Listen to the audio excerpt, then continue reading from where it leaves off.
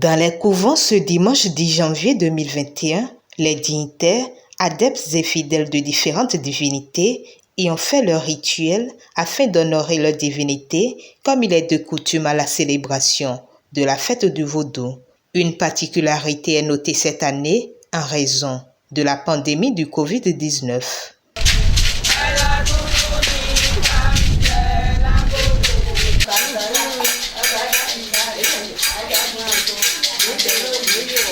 Au foyer étendé mi kadou e ba faut gbigmonde ka faut gbigmon lo e lo do hia dagbe de na tosu tosi do togbo le si an loji na mi do yun e lo mno lo e yo onu tin nu gbo yewe le tin bo ka san etan wa o sin do hia de we yin la lo plopo no mi ton le do dagbe ji nde mi ko no ba do file mi no do fwe lo de do ayontame do ni mi veille lo mi no be aya jije de dire mi nu holo file di mi no be aya jije de le bono honu bo yewe le lo plopo no wa togbo le tinta mi no ho de na do togbo de le henu eton wa bo ba ibo ikaka bo izogbe. La particularité de cette année, bon, c'est que Covid s'est mêlé de ça. Covid s'est mêlé de la fête, ça fait que bon, nous nous sommes repliés sur nous-mêmes et la fête a beaucoup plus eu lieu dans les temples. Chez moi ici, la fête a commencé depuis le 9. Le 9, nous avons honoré les divinités qui ne sont pas dans l'écurie de Tron. Nous avons honoré le Sapata, le Djerolou, le Rovi, les dents, que ce soit le Danvé Alogli ou bien le Danwewe Aloga. On les a honorés. Du matin jusqu'au soir, il y a eu animation. C'est hier qu'on a mangé le Atutu, que les gens appellent Bomio. Et donc, c'était ça la particularité d'hier. Aujourd'hui, nous avons consacré tout le temps à Tron et à ses guerriers. Nous avons fait le Goussisso de l'année. Nous avons fait le Adanina à Tron. De Porto-Novo, en passant par Adjarapo à Vrancou, les dignitaires ont tous sacrifié à la tradition dans le temple et témoignent leur gratitude à l'initiateur de la célébration de la fête de Vaudou. Je dois remercier deux éminentes personnalités de notre pays qui ont permis que la fête du 10 janvier soit et que le culte endogène ne soit plus célébré sous boisseau. Il s'agit du président Nicéphore Soglo, que je remercie, et il s'agit du président Mathieu Kérékou, à qui je rends hommage. Nous, éminents de fondation, là. Ouais, j'ai donné Soglo. Doku est en enseignement.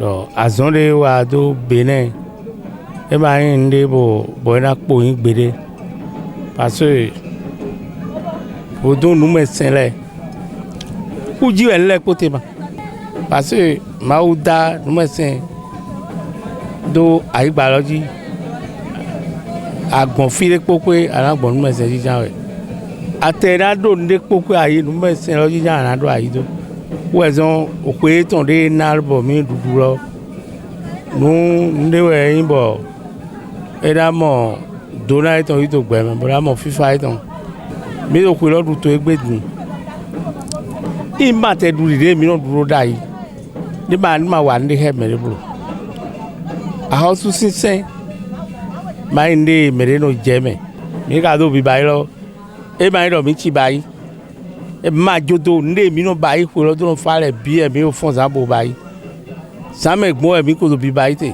auto wato me mangadu godo de mino duro lai 5 km din ma mo to fino go 5 km yido mi no la mi dire la mi do ngene gboje mi dire ton de ga do mi do asisen mi adu ho le ye boga ho le to loji na to ga mi ton na yo gbe go fe ni he to lo he na si sa de santé na nyewe mo na si sa de santé te gbe na ayong ba goso ne ni he tolo he na no mesele ni so ne dogo gbigboga azaga wedopo wadopo. Des prières et recommandations sont également faites. Les fidèles de Tron, ils savent déjà que quand vous devez jouir de la protection de Tron, il faut respecter les lois de la nature. Il faut respecter les lois d'obligation sociale que sont les 10 commandements. Les 10 commandements qu'on a dit que Dieu a donné à Moïse. Nous les avons d'abord à la maison et ceux qui l'ont laissé à la maison l'ont retrouvé dans les églises. Ils savent également que ils doivent avoir une vie socialement correcte et ils doivent avoir également une vie spirituellement bien remplie à cause de la transcendance obligatoire qu'ils doivent exercer à tout instant et à tout moment. Donc je leur demande de respecter ce qu'ils savent déjà.